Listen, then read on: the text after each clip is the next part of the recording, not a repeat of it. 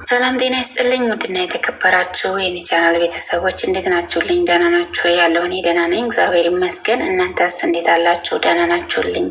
በያላችሁበት የዓለም ዳርቻ ሰላማችሁ ይብዛልኝ እያልኩኝ ዛሬም አጠር ባለች ቪዲዮ መጥቻላችኋለሁ። እንግዲህ የቪዲዮ ርዕስ ምን ይላል መሰላችሁ?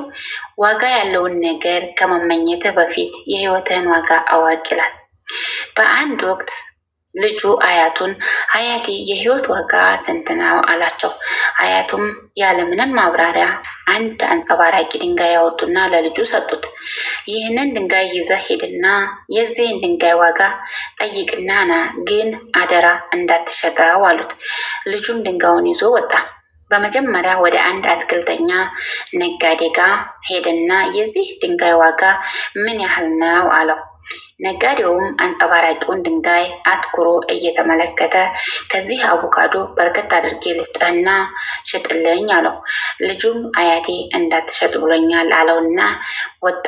ቀጥ ብሎ ወደ አንድ አትክልተኛ ነጋዴ ጋር የዚህ ድንጋይ ዋጋ ምን ያህል ነው አለው። ነጋዴውም አንድ ጆንያ ወይም አንድ ማዳበሪያ ድንች ልስጥህና ሽጥልኝ አለው። አያቱ እንዳትሸጥ እንዳሉት ተናግሮ አመስግኖ ወጣ። ልጁም ጉዞውን ቀጠለና ወደ አንድ ጌጣጌጥ ሰሪ ጋር ሄደ። የድንጋዩን ዋጋ ምን ያህል ሊሆን እንደሚችል ጠየቀውና ጌጣጌጥ ሰሪውም ድንጋዩን ሲያየው ፈዘዘ። ንጹህ ጨርቅ አወጣና አንጥፎ ድንጋዩን አስቀመጠው። እየዞረ ድንጋዩን ተመለከተው። ይህንን አንጥረኛ ያልነካው ያልተቆረጠ እና ፍጹም ውድ የሆነ አልማዝ ከየት አገኘኸው? ሱቄንና ንብረቴን ሁሉ ብሸጥ እንኳን ይህንን ውድ አልማዝ ሊገዛበት አልችልም አለው። በዚሁ ሁሉ ነገር ግራ የተጋባው ልጅ ወደ አያቱ ተመለሰና የገጠመውን ሁሉ ተናገረ። አያቱም እንዲህ ሲሉ መለሱለት። ከፍራፍሬ ነጋዴው፣ ከባለ አትክልተኛው፣ ከባለ ጌጣጌጡ ሰራተኛ ያገኘኸውን መልሶች ሁሉ ስለ ህይወታችን ዋጋ ይነግርሃል። አንተም ምናልባት ዋጋ ፍጹም ውድ የሆነ ድንጋይ ልትሆን ትችላለህ። ነገር ግን ሰዎች የሚመዝኑ እነሱ ባላቸው ችሎታ፣ እውቀት ወይም ደግሞ አቅም አንጻር ነው። ሰዎች አንተን የሚመዝኑበት መንገድ ስለ እነሱ እንጂ ስላንተ አይነግርህም። እናም ህይወትህን ሊመዝን የሚገባው ሌላ ሰው ሳይሆን አንተው ራስህ ነህ ሲሉ ነገሩት። ራስህን ለራስህ ዋጋ ስጥ፣ ራስህን አክብር። ያንተ ህይወት ከሌሎች ጋር አታነጻጽር። አንተ የመሰለ ሌላ ሰው በምድር ላይ እንደሌለና ፍጹም ልዩ ሰው መሆንህን እወቅ። ይህ ነው የህይወት ዋጋው።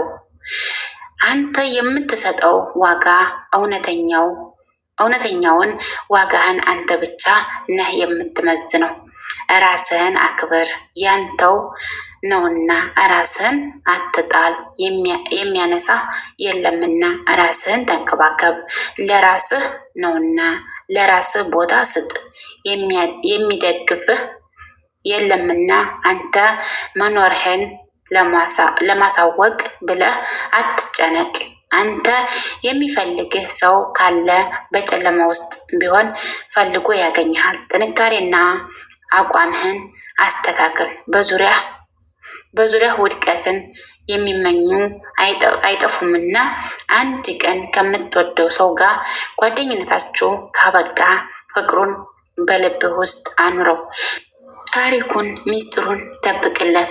ያንተ የህይወት ዋጋ የሚለካው ሰዎች በሚሰጡ አስተያየትና ግምት ሳይሆን ባለ